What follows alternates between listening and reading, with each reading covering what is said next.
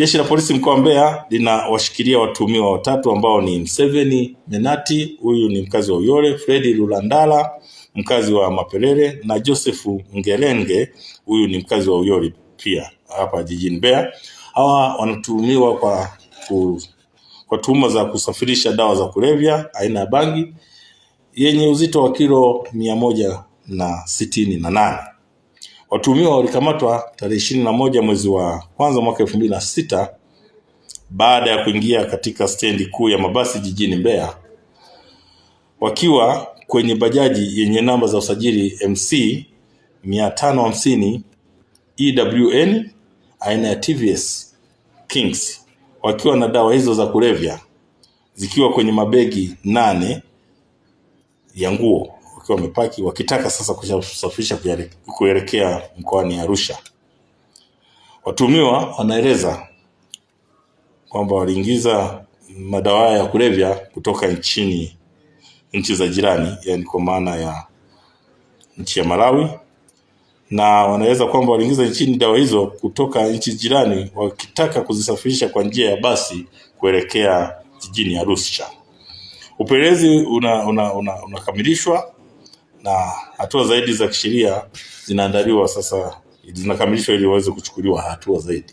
Jeshi la polisi mkoa wa Mbeya linawashikilia watuhumiwa watatu ambao ni Ajili Mwapelele, mkazi wa Iganzo, Elvis Shabani, mkazi wa Igodima jijini Mbeya, na Victor Paulo, mkazi wa Igurusi wilaya ya Mbarali.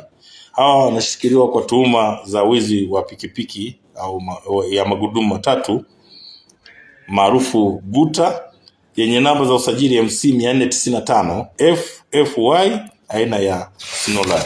Watuhumiwa waliiba pikipiki tarehe 21 mwezi wa kwanza mwaka 2026 majira saa 9 za usiku huko katika kijiji cha Uhenga wilayani Wanging'ombe mkoa wa Njombe kwa mtu mmoja ambaye anaitwa Haruna Shomari Mahangire.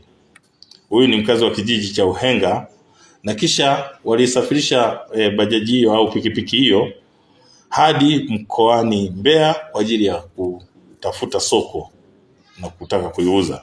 Kwa hiyo kufuatia tukio hilo, jeshi la polisi mkoa wa Mbeya lilianza ufuatiliaji, na Januari tarehe 21 mwaka 2026 majira ya saa 5 za asubuhi huko Iganzo jijini Mbeya, jeshi la polisi waliweza kufanikiwa kuwakamata watuhumiwa hao wakiwa na mali hiyo ya wizi, na upelelezi sasa kufuatia tukio hili unakamilishwa ili hatua zaidi za kisheria ziweze kuchukuliwa dhidi ya hao watuhumiwa wote watatu. Kwa majina naitwa Haruna Shomari, natoka kijiji cha Uhenga kata ya Uhenga tarafa ya Wanging'ombe. Usiku wa kuamkia jana tarehe 21 masaa saa 9 usiku watu wasiojulikana walikuja kuiba guta nyumbani kwangu.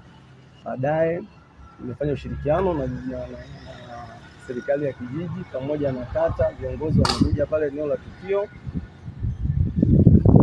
Hatimaye tumeweza kutoa ripoti kituo cha polisi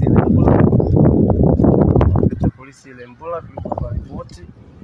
Wakati huo tayari mimi nikawasiliana na watu wa GPS ambao wako tukionyesha kuwa nimenunua hii guta. Kwa wale wakawa wanaendelea na kujaribu kuangalia guta iko wapi.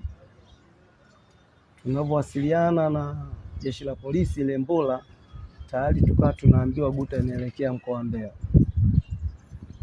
Baadaye nikampigia simu afisa upelelezi mkoa wa Njombe, akawasiliana na jeshi la polisi mkoa wa Mbeya NLPC.